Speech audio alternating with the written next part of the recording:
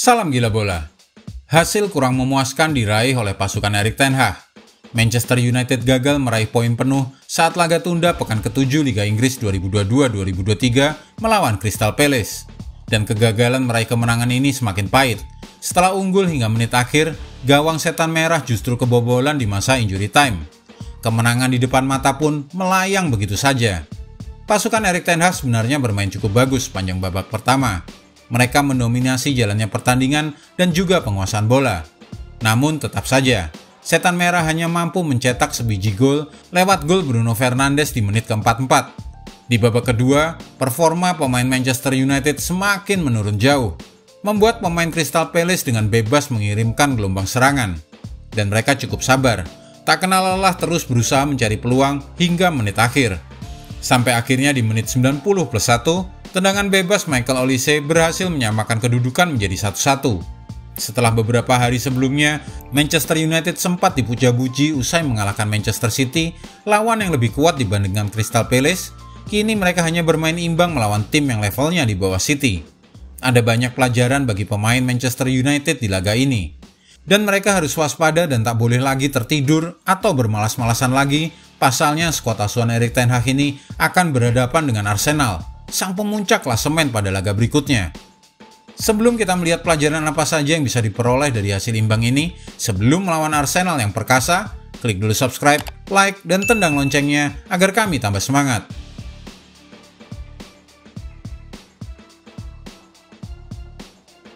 Banyak peluang terbuang sia-sia. Mungkin masalah yang paling terlihat di laga melawan Crystal Palace adalah banyaknya peluang pemain Manchester United yang terbuang sia-sia. Kualitas penyelesaian akhirnya juga buruk, tetapi lebih banyak soal pengambilan keputusan yang salah. Pasukan setan merah sebenarnya melepaskan banyak ancaman ke gawang Crystal Palace. Bahkan total ada 15 tembakan dilepaskan oleh Marcus Rashford dan kawan-kawan. Dengan jumlah sebanyak itu, seharusnya lebih banyak gol yang tercipta. Angka peluang gol pun tinggi, tapi entah karena penyelesaian akhir yang buruk atau kurang beruntung, yang berujung hanya 1 gol saja yang tercipta. Babak kedua, performa Manchester United turun jauh.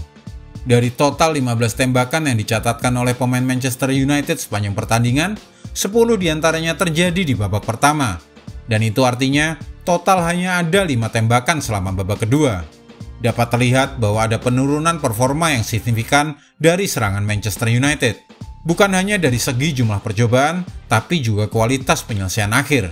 Mungkin juga karena pertahanan Crystal Palace yang semakin baik di babak kedua, membuat para pemain Manchester United sama sekali tidak bisa melepaskan tembakan dari dalam kotak penalti di babak kedua. Semua ingin jadi bintang di Manchester United.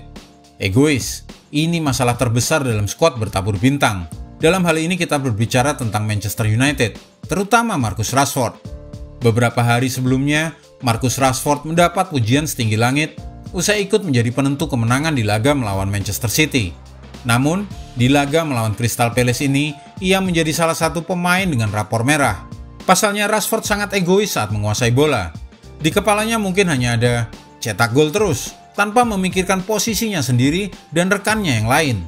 Hasil dari sikap egois ini, ya berdampak pada hasil akhir.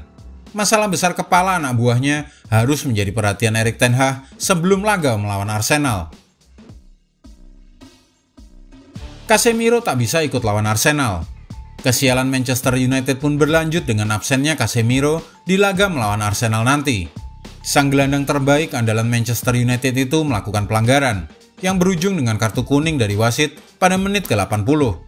Casemiro total telah mengkoleksi 5 kartu kuning, dan sesuai aturan yang ada, Casemiro tidak akan bisa dimainkan di laga berikutnya karena akumulasi kartu kuning. Manchester United pun kehilangan salah satu pemain terbaik mereka tepat di saat laga krusial melawan Arsenal. Manchester United membaik, tapi masih jauh dari sempurna. Manchester United memang telah membaik di bawah arahan Erik ten Hag. Beberapa kemenangan dan hasil positif mereka torehkan. Namun Manchester United masih jauh dari sempurna. Setan merah membutuhkan kedisiplinan dari para pemainnya, konsistensi, dan menjauhkan sikap egois dari para pemain bintangnya hingga akhir musim. Perjalanan masih jauh, masih ada peluang. Ini memang merupakan tamparan keras dari Crystal Palace, tapi tamparan untuk menjadi lebih baik.